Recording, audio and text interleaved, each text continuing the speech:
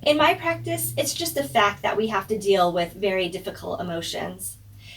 You just can't separate that in divorce. I talked with Dr. Whitney Dunbar of Engage Therapy about dealing with those emotions and how they actually relate to grief.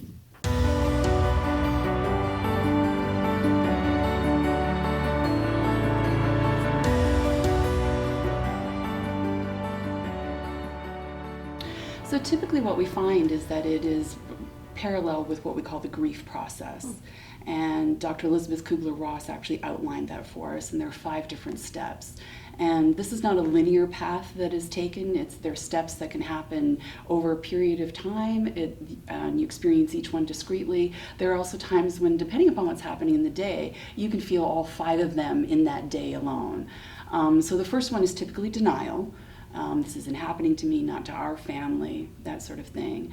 And then after that, there's anger, which is typically when somebody on the outside is called and informed that there's a problem here.